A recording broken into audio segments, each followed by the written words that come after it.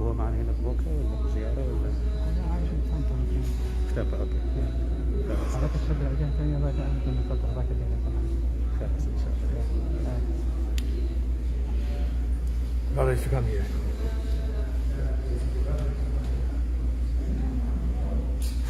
السلام عليكم ورحمة الله.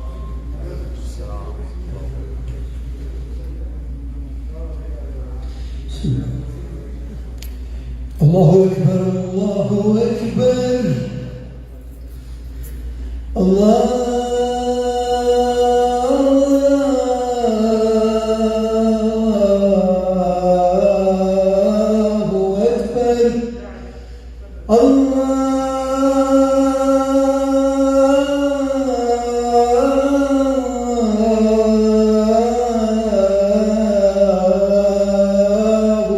أكبر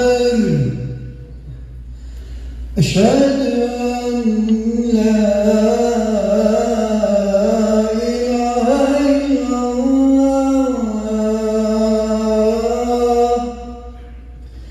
أشهد أن لا إله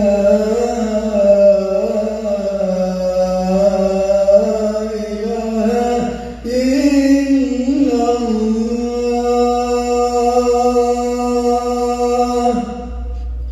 أشهد أن محمد رسول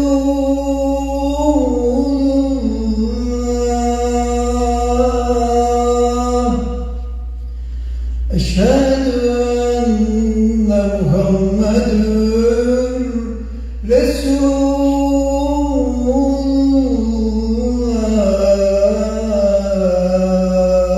الله هيا على السلام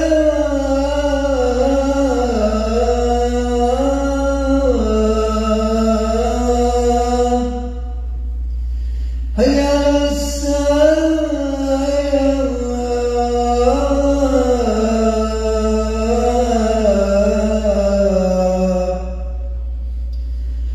هيا على الفلاح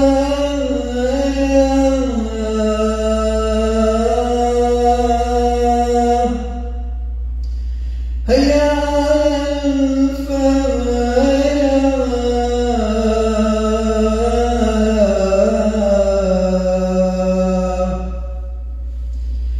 الله أكبر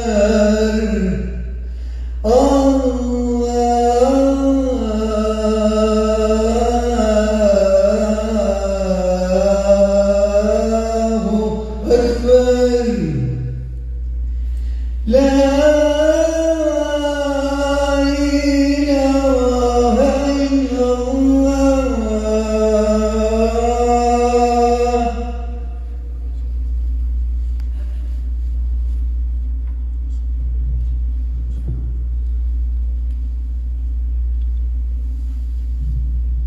إن الحمد لله نحمده ونشكره ونستغفره ونستهديه ونعوذ بالله من شرور أنفسنا ومن سيئات أعمالنا من يهدي الله فلا مضل له ومن يضلل فلا هادي له وأشهد أن لا إله إلا الله وحده لا شريك له وأشهد أن محمدا عبده ورسوله صلى الله عليه وسلم أما بعد فإن أفضل الحديث كلام الله وخير الهدي هدي محمد صلى الله عليه وسلم.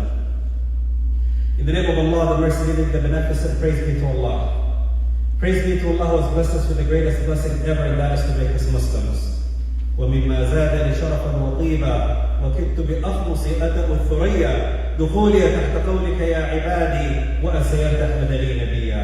The greatest blessing that Allah subhanahu wa ta'ala can bestow upon any one of us is to refer to us as His servants. يقول تعالى لن يستنكف المسيح أن يكون عبدا لله ولا الملائكة المقربون ويقول تعالى وعباد الرحمن فأما بعد يا عباد الرحمن.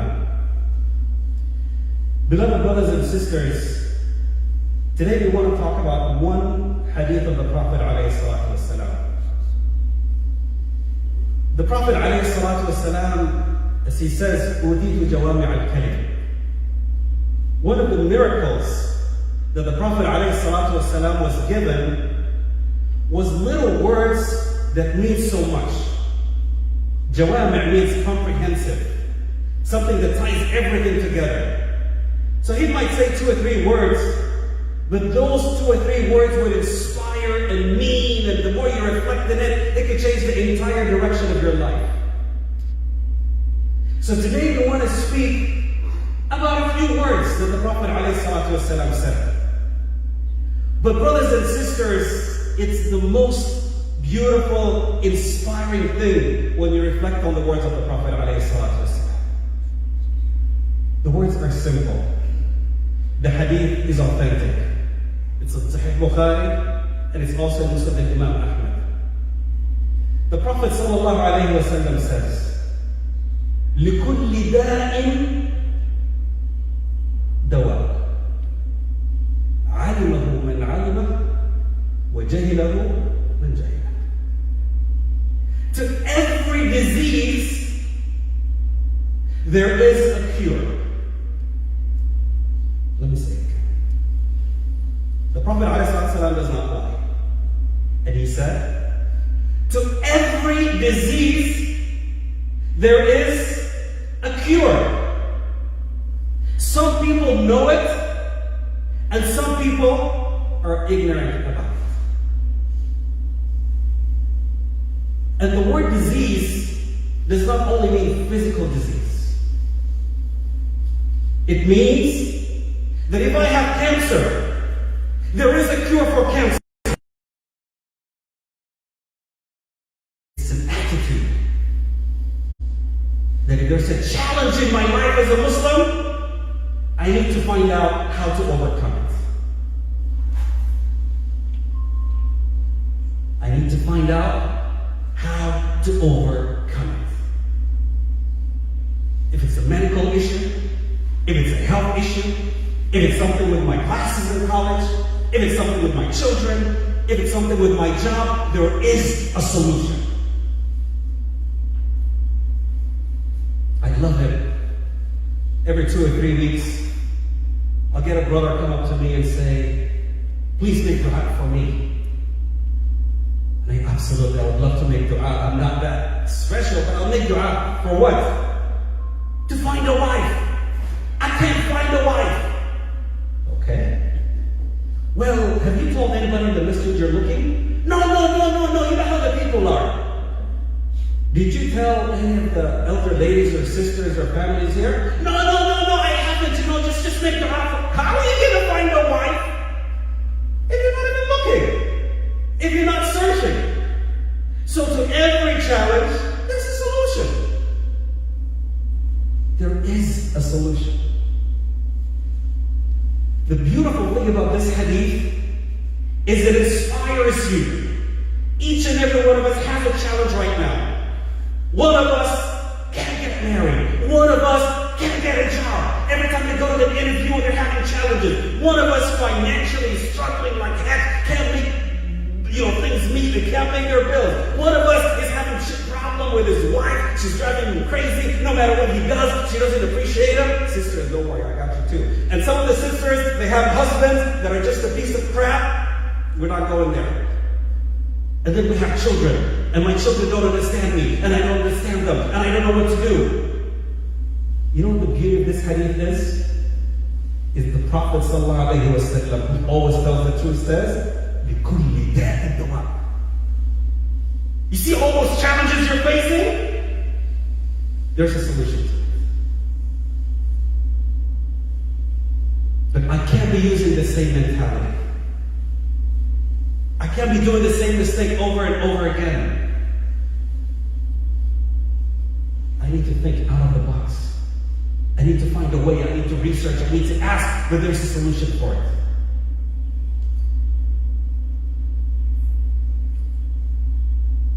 One thing that makes me laugh is 90%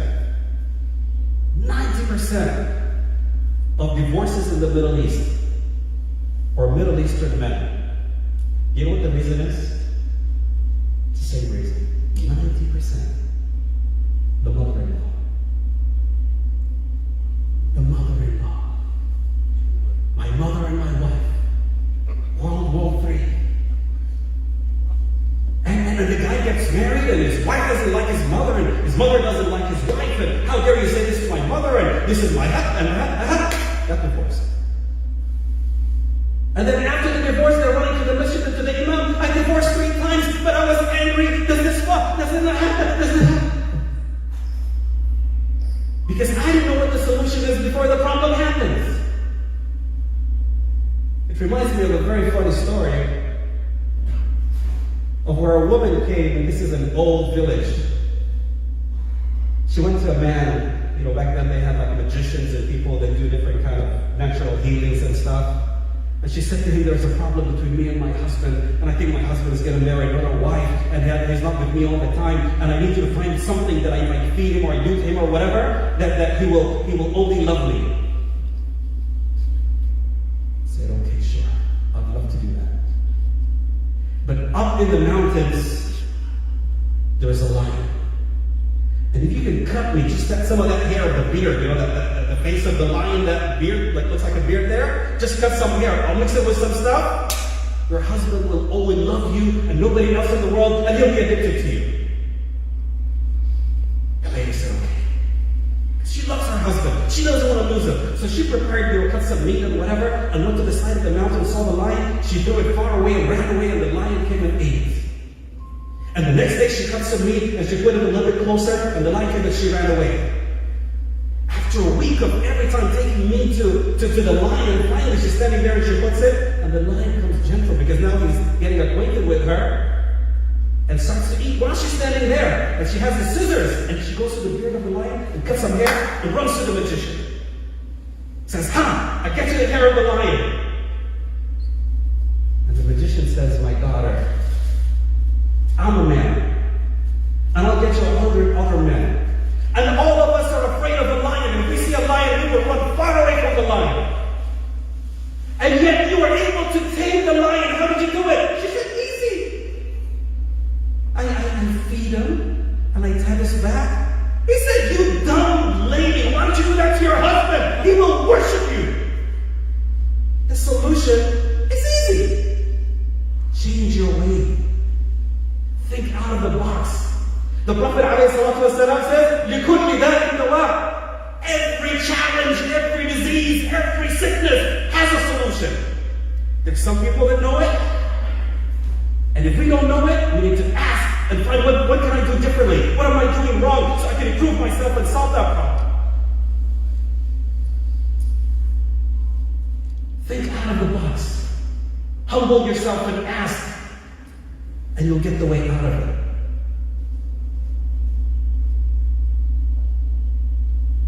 Financially, a lot of us might be in the same box, in the same rut. How do I do this? How do I do that? One thing that really amazes me when it comes to creativity, and they teach it in some MBA programs, is in Canada, someone had a store where he used to sell toys. In a small city, in a small town.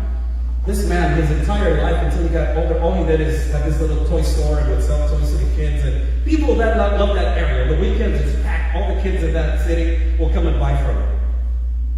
So now the big stores figured it out, that this is where you can sell stores. So Toys R Us, one of the biggest vendors that sell toys, came and built a store right next to him. So this guy has a little store, and here you have Toys R Us. And then Walmart said, oh, this is a good location. So Walmart came and bought the block next to him. So you have this little room in the middle, and you have this big Walmart and this big Toys R Us. If it's me, I'll say, I'll lock the place and walk away. There's no way you can compete with Toys R Us and Walmart. But the guy thought out of the box, so guess what he did? He wrote on top of the building, entrance. So guess what happened? Did he lose his business? No. Everybody thought, hey, we're going here, that's the entrance. So now you got even the Walmart and the Toys R Us customers. And the moral of the story is think out of the box. Think out of the box. What's the problem that I'm going through? There's a solution for it. I need to be wise, I need to ask, I need to research it, but Allah created, allowed for the problem, for the sickness, for the challenge to happen, and Allah also created a solution for it. My job is to research that solution, is to research that cure, is to implement that with wisdom. And change my ways. If things are not going my way, then I need to do something differently. A lot of times as parents, we think we're the smartest, we're the wisest. And there's a famous story where someone went to one of the top psychologists and counselors in the US and he asked him. And he said, I don't understand my son. I don't understand my son. So the guy asked him and said, what do you mean? He says, he doesn't listen to me. He said, can you repeat that again? He said, yes, I don't understand my son. He doesn't listen to me. He said, sir, can you repeat that just a little bit slower? He said, are you stupid? You don't? He said, no. Repeat it a little bit slower. He said, sure. I don't understand my son. He doesn't listen to me. He says, if I don't understand you, should I listen to you or should you listen to me? I don't understand you. Should I listen to you or should you listen to me? But we as parents don't understand our children because they don't listen to us. We're not willing to talk, to ask, to try and understand, to try and have a discussion, to try and have a conversation, to try and have a true understanding, but we want to sit here and I don't understand the kids nowadays and they don't listen to us. If I'm having a challenge, maybe I need to sit down, humble myself, and have a discussion, and have a conversation, and ask questions. That's one thing. Read about the Prophet ﷺ and how he treated people, how he treated kids, younger people. No one more educated and civilized than the Prophet ﷺ. I mean, he would ask people, he would ask kids, he would ask everybody. Even when something is clear, black and white, he would have a conversation about it. In the famous hadith that we all know, the man walks into the masjid and says, Prophet of Allah, I want adultery to be halal. I just want to go out there and have sex with any girl that I want. All of us will say, haram, kafir, terrible guy, what's wrong with you? The Prophet says, son, come here, come sit next to me. To show him that I love you. I hear you, come sit next to me. Not only that, he took his hand, وَوَضَعَ عَلَى صَدْرِهِ, and he put his hand over his heart, over his chest. The heart means love. So he's saying, I love you, I hear you, I understand why you're saying that. I understand as a teenager, as a youth, that you have challenges, that you have desires, things that you can't control, things that jar. I understand. I feel you. I understand you. Did the Prophet start to lecture? No. He started to have a conversation. He said, my son, what would you say if a man goes and has sex with your mother right now? What are you talking about, Prophet of Allah? How dare you even say this? Don't you talk about my mother? If then I will kill him. What if someone was to have sex with your sister right now? What are you talking about, Prophet of Allah? How dare you say this? Your daughter. Someone is just to go up the street and have sex with her. That's my daughter. That's my honor. I will. He says, and that is why people don't accept it, and more importantly, that is why Allah does not accept it. And the man looked at the Prophet of Allah and said, Wallahi, Prophet of Allah, when I walked in, there was nothing that I wanted to do more than have sex with any girl that I see out there. And Wallahi, there is nothing that I hate right now than committing adultery. Because of a conversation. Have a conversation. Ask. Change your way, and you'll get better results. This hadith is a way of life. If you're a husband having challenges with your wife, if you're a wife having challenges with your husband, if you're having challenges with your children, if you're having problems with your family members, if you're having problems at work. I remember when I first started work years ago, my manager was the nicest person in the world, but I hated him. Not only that, everybody in the department hated that manager. Because he does something that people hate. It's called micromanagement. You know what micromanagement means? Everything you do, they're on top of it, like a helicopter. Why did you do this? Why did you do that? No, don't do this. Don't do it. Okay, I'll do it. 5 minutes later, did you do this? Did you do that? Okay, make sure you do it. Drove me crazy. Maybe that's the reason I don't have any hair today. Drove me crazy. So I remember I was talking to one of my friends and I said, I hate my manager. He's a micromanager. And he just said something very simple. He said, do you know why people micromanage? Do you know why mothers micromanage? I'm a grown man. I'm getting khutbah right here and speaking to all the people. When I go in front of my mother, hey, why are you late? Why did you go here? You gotta eat this. No, sit down. If you look, Mom, do you know? I don't care. Sit down. Look, why? He said, do managers micromanage? Why do mothers micromanage? I said, I don't know. He said, because they're afraid. They're afraid of you failing. And that changed the way I saw my manager. And that changed the way I saw my mother. So whenever my mother asks me now, are you late and what happened and what you do this? I want to argue and say, I'm a grown man, don't tell me. What would I do? I go give her a hug and say, I love you too. And when my manager comes up and says, did you do this, did you do that? Now I know that he's afraid that something might go wrong or he's worried. So what do? Come here.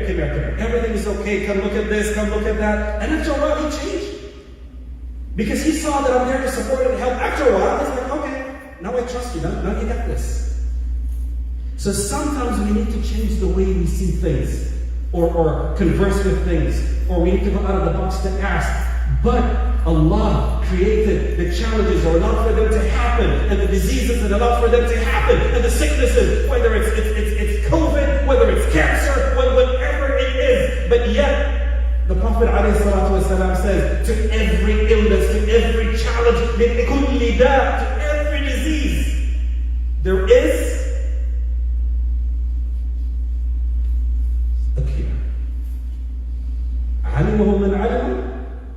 There are some people that know it, and there are some people that don't know. أقول هذا وأستغفر الله العظيم لي ولكم بكل ذنب فاستغفروه إنه غفور رحيم.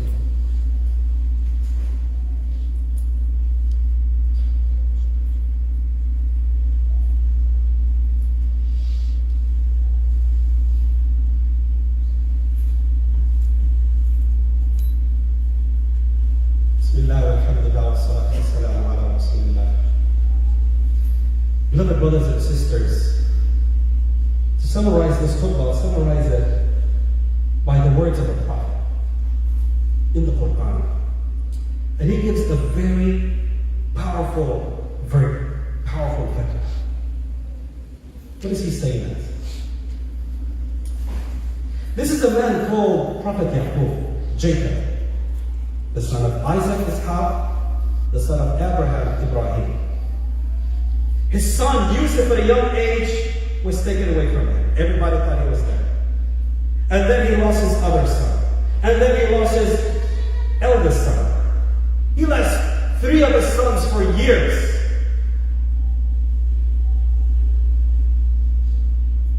Yusuf he hasn't seen in over 30 years. Everybody said he's dead. And he says, my son, go and search your brother Yusuf. They said, Dad, you have lost him. He said, he's dead. If he was alive, he would have came back by now. 30 years. There's no way he's alive. And then Prophet Yaqub made a fatwa. He said, Ya bunayya idhabu fatahassasu min Yusuf wa la tay'asu min rawhillah. But here's the fatwa. إنه لا ييأس من روح الله إلا القوم الكافرون. No one gives up hope in the mercy of Allah except for the worst of the worst of the worst of the kafir. You can never be a Muslim or a mu'min or a believer or have an active way to faith in Allah and give up hope. I don't care what sickness you have, what disease you have, what the doctors have said, how your financial situation is. how your parents are doing, how your marriage is doing, how your job is doing, how financially you're doing. You cannot give up hope in Allah because Allah has created the medicine for it. My job is to chase and run and find that medicine and find how I can implement it. If there's something wrong with my marriage, I can fix it. There's a way to fix it, but I need to change my ways. There's a story that I mentioned, and wallahi I remember it like yesterday, even though it happened years ago. And wallahi it happened in this part of the history, where a sister came up to me one day and said, my husband is contemplating divorcing me.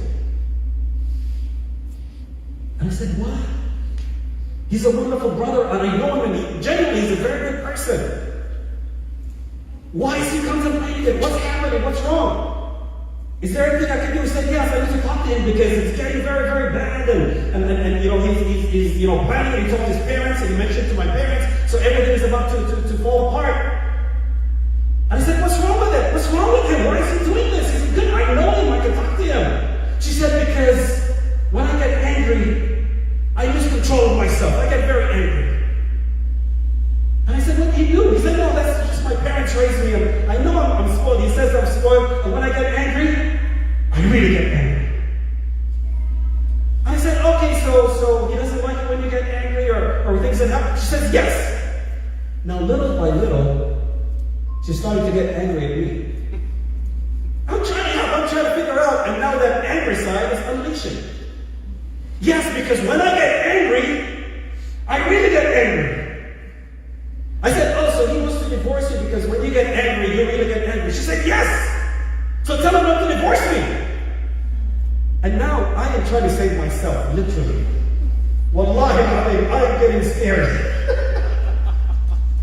And I'm thinking, luckiest guy, divorce or run for your life. If I'm trying to help and she's screaming at me, it's like, yes, I get angry, he cannot divorce me. And you have the solution to your problem in your hands. I hope you guys are getting the moral of the story. A lot of the times we have a problem, maybe with our kids, maybe with our husband, maybe with our wife, maybe with our children, maybe with our manager, maybe with our boss. The solution is right there. We already know the problem. We just need to change ourselves. We need to humble ourselves. The Prophet ﷺ said in the hadith, you will never regret if you ask an opinion of someone you trust. And you will always do right if you make a istikhara. Two things. If I'm going to make a decision, ask people's opinion and pray istikhara. And that's why in marriages I've seen it both ways, and I always laugh about it. When a sister comes up or a brother comes up and they say, I want to marry this person, and my parents are not accepting, and my parents are not happy, and my parents don't want to marry, and it's none of their business, and it's my decision, and I should be happy, and I know what's good for me, and I'm old enough. Dude, you're the dumbest person in the world. It's going to be the worst marriage. If you can't have a conversation to defend why you're making that decision, I've seen it a million times. I know what's best for me, they don't understand, they know what and you get defensive, you're choosing the wrong person. If your parents say no, don't marry this person, your father says no, your mother says no, you're like, Dad, Mom, come here, let's sit down and talk about it, okay? You taught me, Baba, to love someone who's a good Muslim, and he's a good Muslim, and you taught me to love someone that's kind, and he's kind, and why don't you give him a chance? And if you're able to converse, you're making the right decision. And then praise the Quran, done. In everything that you're doing, there is a solution. There is a solution. It doesn't matter who says what, when, where. You know, the best doctor said, the best engineer said, the president said, the banker said, the whatever said. They all could be wrong. Because there is a solution to every problem, period. And Prophet ﷺ never lied. And this is 100% sure. It's just some people know it, some people don't know it. And I'll conclude with one that I mentioned before. It just intrigues and makes me laugh a little bit. Since we talked about the marriage thing, I'll I'll conclude with the marriage thing as well. This time it's slightly different. And as I said, most of the divorces that happen in our countries, the Middle East, mostly 90%, are because of the mother-in-law. And in one case, a man married, took his wife from the city to the village, and where did they stay? In the mother-in-law's house. Ooh. So she's staying with his mother and his sisters. So this is like, done, dead. And the mother, she has 3 or 4 daughters. The husband's sisters, but what does she do if she wants water? She sends the wife, her son's wife. Go get me water. Okay. Go get me this. Okay. Go do this. Okay. I'll get this. Okay. Do this. After a few days, she couldn't take it. You know how the people in the villages are superstitious and stuff? She went to those called Akbari, people that make different, whatevers and things, and she said, you know what? Would you please give me something that I could poison this, I'm going to say woman, she said something else. I just get rid of her, she's making my life a living hell. He said, my daughter, piece of cake, I'll do it. She paid for it. He gave her a little bag. He said, but here's one thing. If you give it to her one time when she dies, everybody's going to figure out that it's you. So what do I do? Piece of cake. Every day in the morning, what do? You make tea for her. And put a little bit, just 2 or 3 seeds in it. And then in the afternoon, you know what? Rub her feet and have conversations with her and do anything else. So nobody, when she dies, nobody's suspicious. But you did it. I said, and how long? She said 3 weeks. Maximum 1 month, she's history. Perfect. So now she wakes up in the morning, she makes the tea, she puts it, my mother, how are you doing having tea? Here's your tea, gives her a hug, rubs her feet. Anything else that you want from me? Anything else that I can do? No, go ahead. Okay. Next day, tea in the morning, rub her feet, do this. And after 2 weeks, the mother-in-law starts getting sick. And now she can't get off the bed. Sicker and sicker every day. Now she knows, yes, it's working. She's going to die and I'm going to get rid of her. And the boy is going to be mine forever. But then something strange happened when she was sick. The mother-in-law's friends came to visit her. And she looked at the girl and said, go get me tea. And she went to get tea for her and all of the guests. And as she was going, she was overhearing the conversation. The sick woman, about to die, says, you know what? My son married the greatest girl in the world.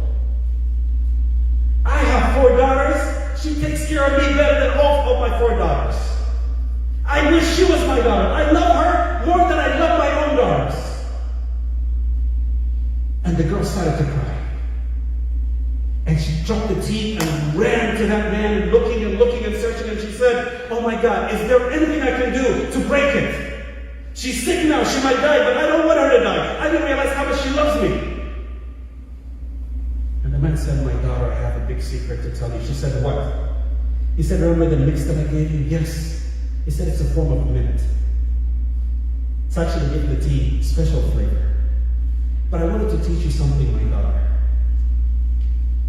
All the mother-in-law wanted is for you to know that nobody in the world loves the husband more than his mother. Just like nobody loves a girl more than her father. And she thinks nobody in the world is better to her son than herself. Unless and until you start to treat him good and treat her good, and treat him good and treat her good. Then comes the point where she's going to make the mistake, and instead of calling you by your name, she's going to say, my daughter, come here. When she says, my daughter, that's it. You're right 100%. So brothers and sisters, sorry I went over time, but the point is, things in life want wisdom. In life, we need to think out of the box. In life, we need to humble ourselves and ask other people for opinions.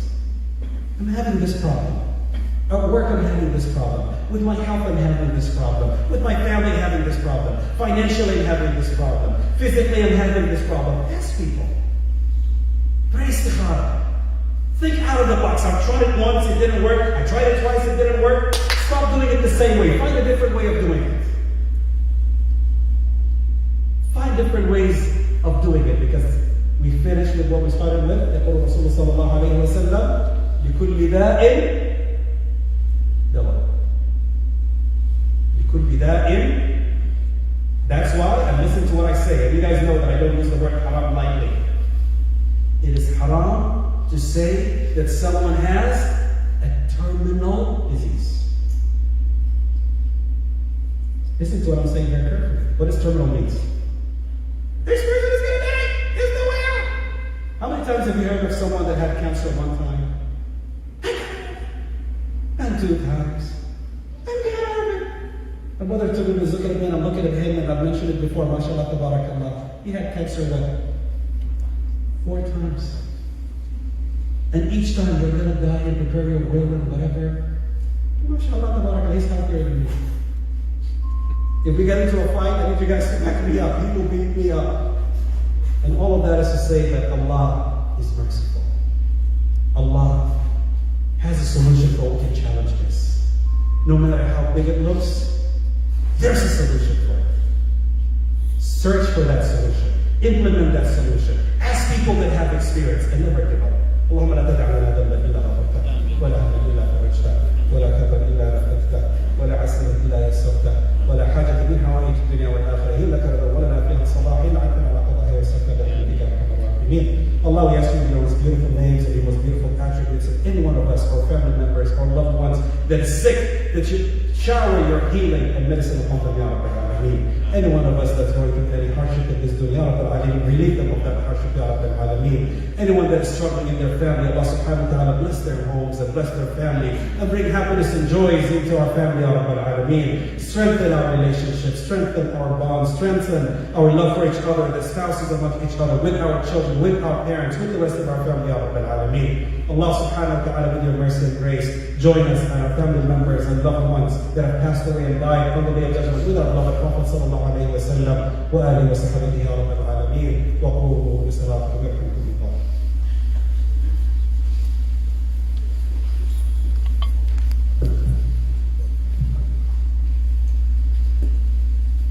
الله أكبر الله أكبر أشهد أن لا إله إلا الله أشهد أن محمدا رسول الله حي على الصلاة حي على الفلاح قد قامت الصلاة قد قامت الصلاة الله أكبر الله أكبر لا إله إلا الله.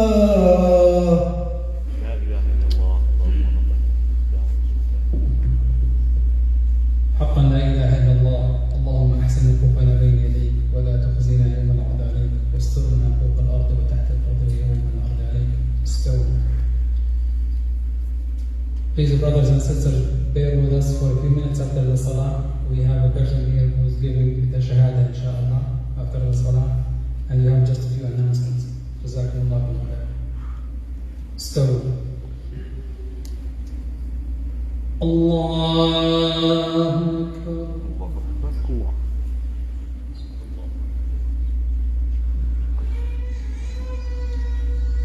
الحمد لله رب العالمين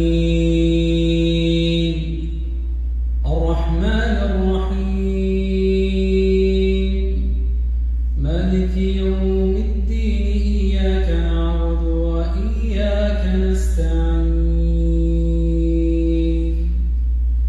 اهدنا الصراط المستقيم صراط الذين أنعمت عليهم غير المغضوب عليهم ولا الضالين.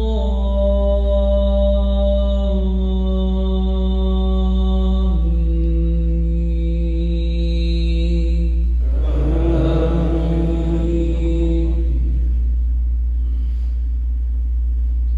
إنا أعطيناك الكوثر فصل لربك وانحر إن شانئك هو الأبتر. الله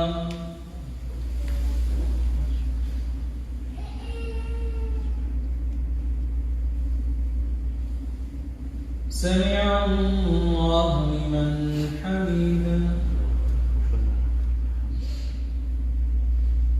الله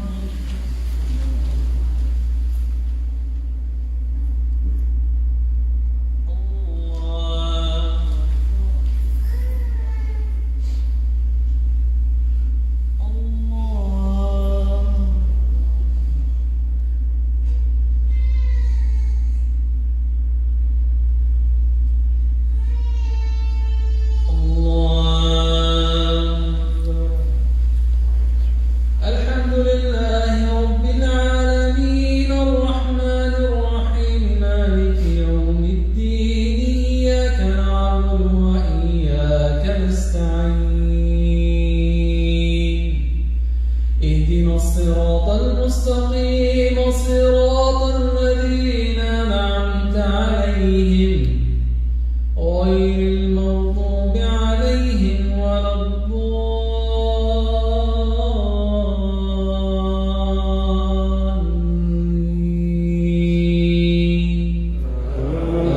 آمين.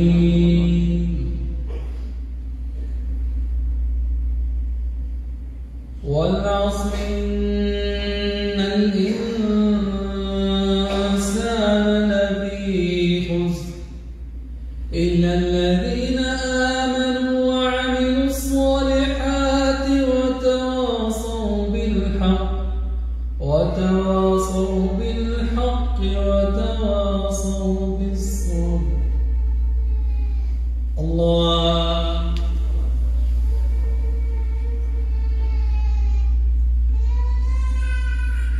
سمع الله لمن حمده الله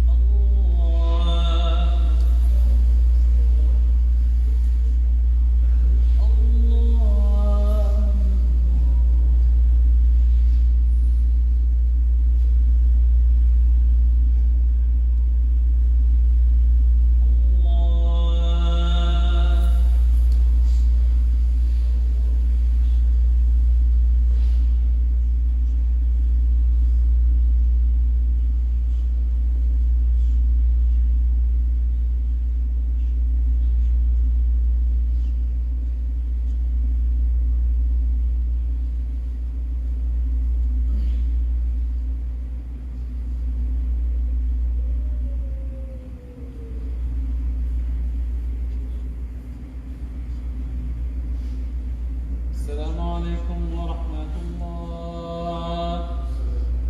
السلام عليكم ورحمة الله.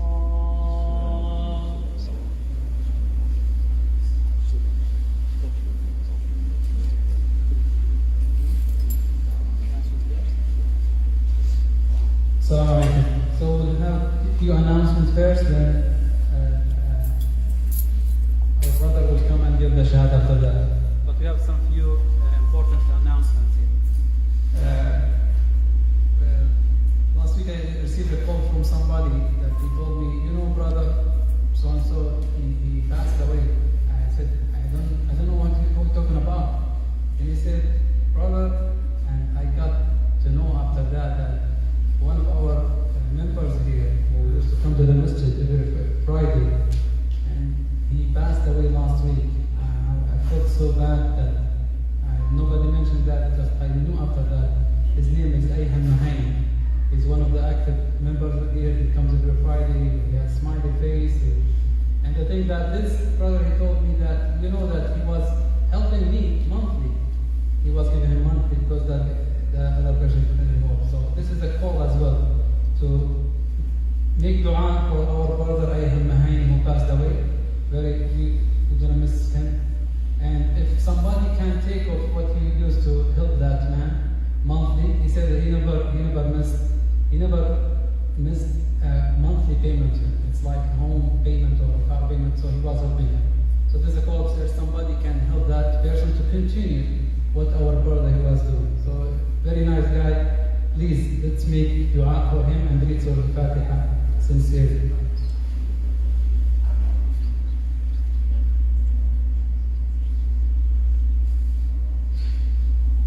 one thing. The other thing, we have a sister for one of our sisters in the community. Her name is Shahnaz bint Rabi'a. She's fighting COVID back home in Jordan, and she asked us to make dua to her. So make dua sincerely, and Allah inshallah cure her. Another thing, there is somebody who reached out to us. He's fighting cancer and he needs help. I'm not sure where is that, but contact the brother Ghulam. We can put the box here. You can donate to this box.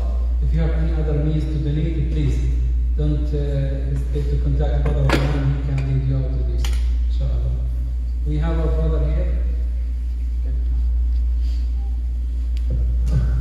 This is a very special and beautiful day, mashallah. So happy brother Nick, right? Your name is? Nick. All right. From Tampa, I believe? Okay, we forgive you. Well, we're very honored, mashallah, to have this brother joining us today. It's an honor. So we're going to say it in English first, and then we'll say the Shahada in Arabic. So first we're going to say that the pillars of faith, that I bear witness that there is only one God.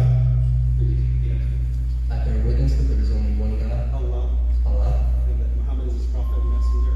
and then Muhammad is his messenger, prophet and messenger. And I believe in the day of judgment. And I believe in the day of judgment. I believe in the prophets and messengers of God.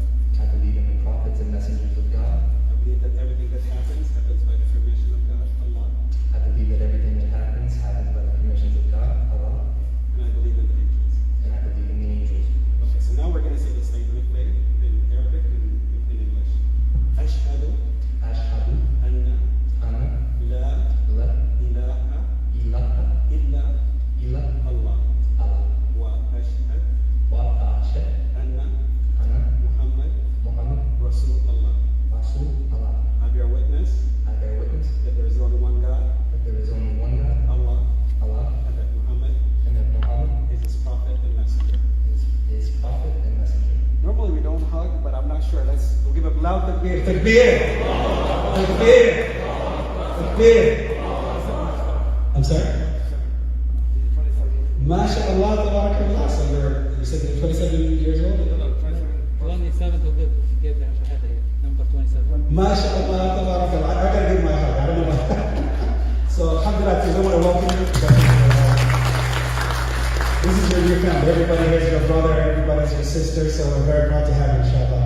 You want to say maybe a word of how you came to Islam, or just want to tell us something? Yeah, honestly, it's been a big community. I've looked into it a lot over the last couple of years. I've researched it, and I've felt nothing but love since